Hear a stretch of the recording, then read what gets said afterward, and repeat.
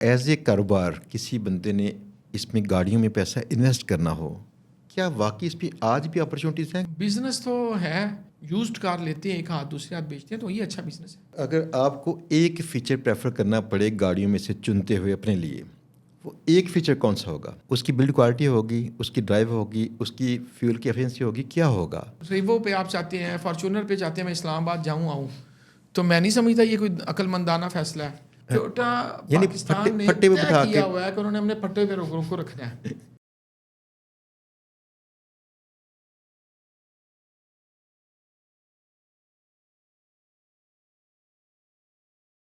آپ سے اگر ایز اے کاروبار کسی بندے نے اس میں گاڑیوں میں پیسہ انویسٹ کرنا ہو، کیا واقعی اس پہ آج بھی اپرچونیٹیز ہیں کہ جیسے کمپنی سے بک کر کے آن پہ پلے کیا، پیسہ خرچ کر کے پیسہ کمایا، کیا یہ پاسبل ہے؟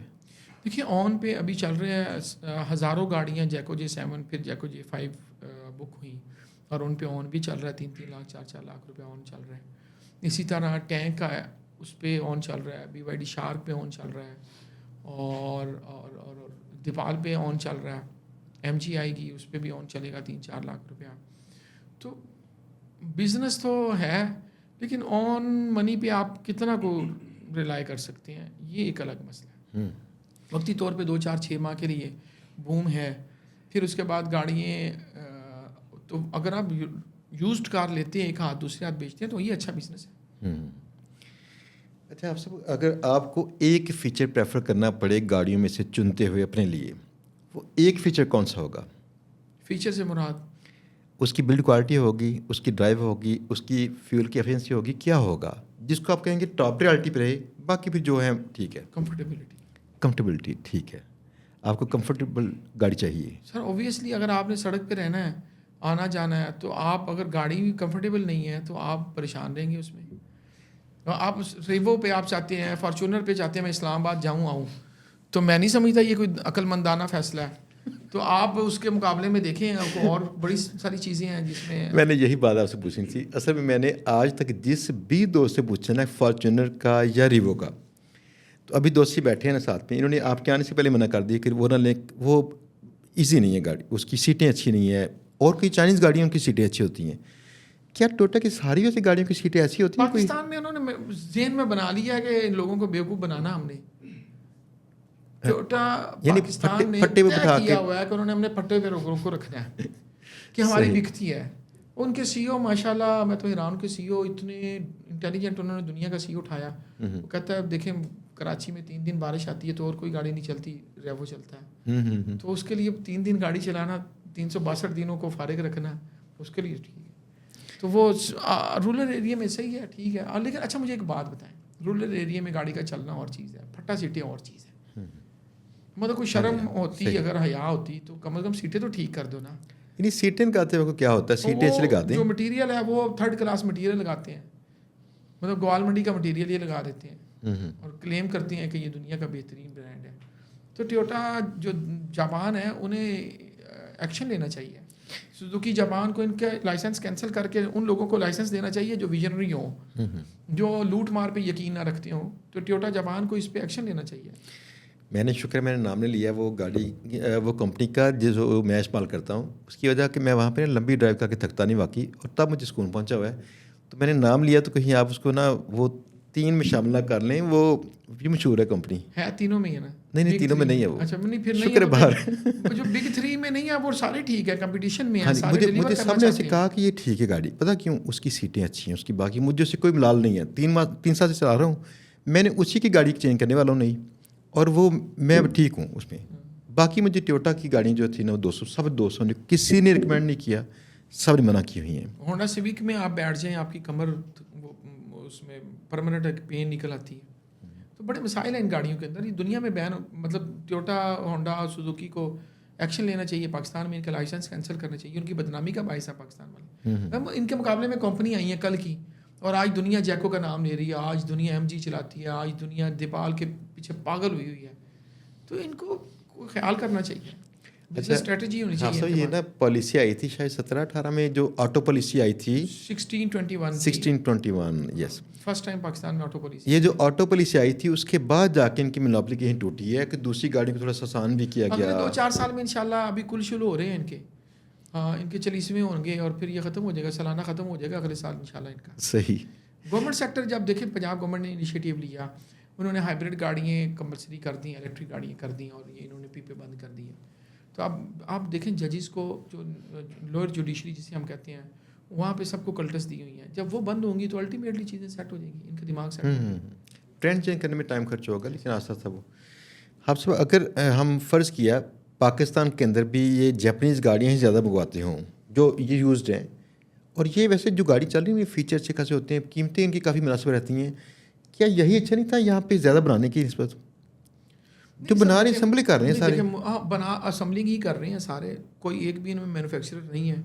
जो बिग 3 अपने आप को मैन्युफैक्चरर कहते हैं, क्लेम करते हैं, वो भी मतलब बहुत सारी गाड़ियों में तो असेंबलर हैं, थोड़े थोड़े पार्ट्स में वो मैन्युफैक्चरर बने हुए हैं खुद साख्ता। लेकिन जिन पार्ट्स में वो मैन्युफैक्चरर हैं वो भी मोस्टली इधर ही किसी ना किसी तरीके से आके असेंबलिंग, मतलब वो लाइट अलग मंगवा लेते हैं, शीशा अलग मंगवा लेते हैं, इस तरह करके वो असेंबलिंग कर लेते हैं। तो अपने आप को मैन्युफैक्चरर कहते हैं, और सारी जो गवर्नमेंट की तरफ से रिलैक्सेशंस हैं, रिबेट्स हैं, वो सारे मैन्युफैक्चरर्स के लेते हैं।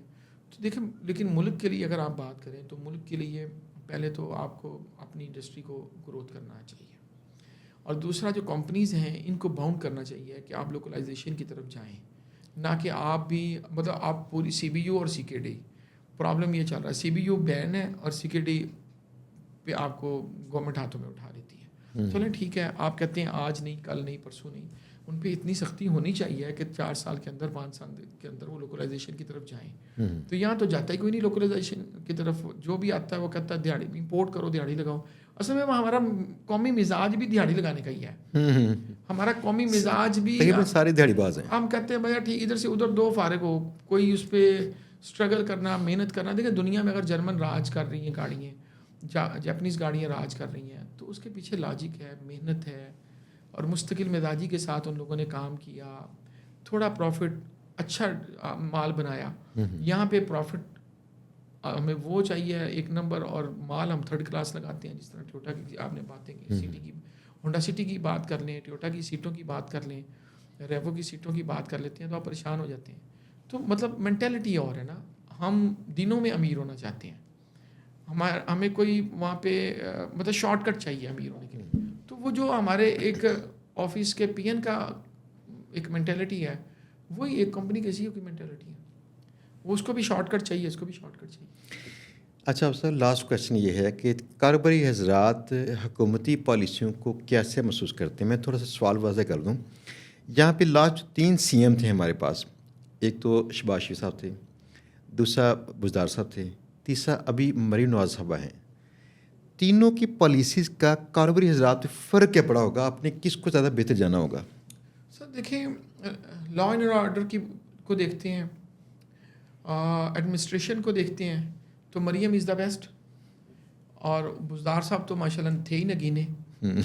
वो तो उनको इमरान खान साहब अपनी शौकत खानम हॉस्पिटल के जो रिसेप्शन है उसका भी मैनेजर ना रखें, और उन्होंने उसको 12 करोड़ आवाम के सुपुर्द कर दिया। इसलिए कर दिया कि बीबी ने कह दिया था, पिंकी पिरनी साहिबा ने, कि आपको आइन सूट करता है। तो इमरान और उस्मान और फिर उधर कश्मीर में भी लास्ट में नून आता वो नहीं, वो शुरू में उन्हें आइन चाहिए था। तो अब इस तरह तवाहम परस्ताना अंदाज में आप गवर्नमेंट चलाना चाहते हो। तो बाकी देखें, शहबाज शरीफ साहब ने भी बाकी उस वक्त जो लोग थे उनके मुकाबले में बेहतर परफॉर्म किया।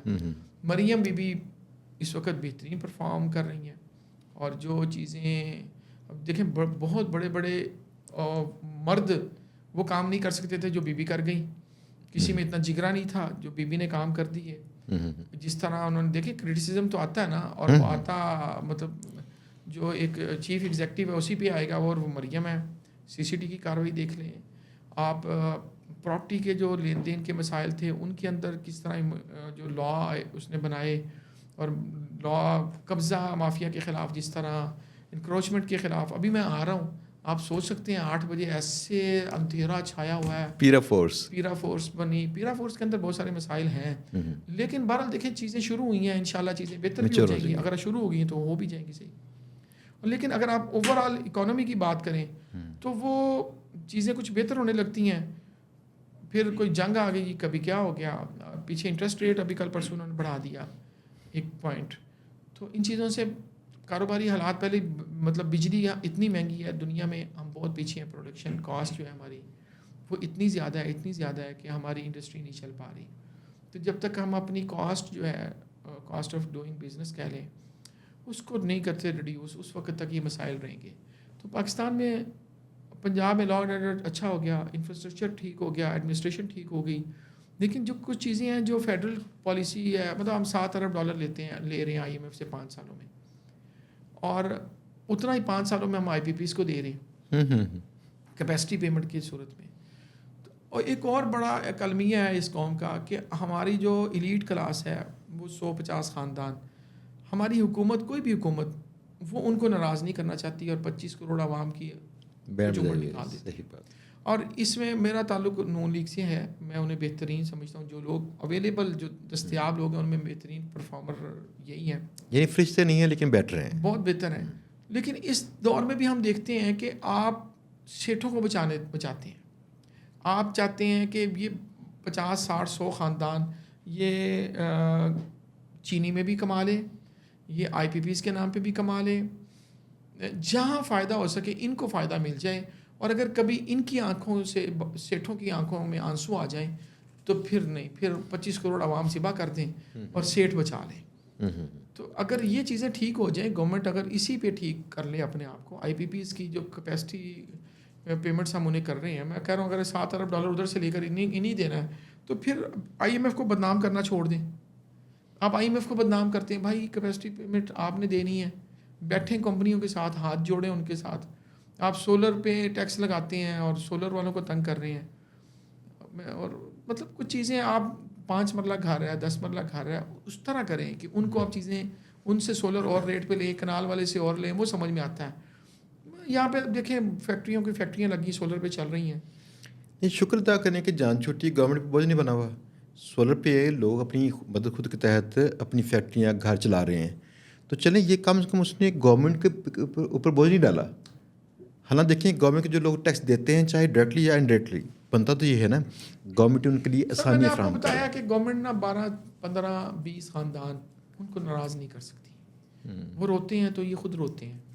اب جو چینی میں گھپلا ہوا ہے, اب چینی آپ دیکھ لیں, پیپلز پارٹی کا دور ہو, عمران خان صاحب کا دور ہو یا نون لیگ ہو, چینی میں جو اگر میں ایگزیکٹ کہوں تو 1 درجن خاندان ہے, ساری ملیں ان کی ہیں.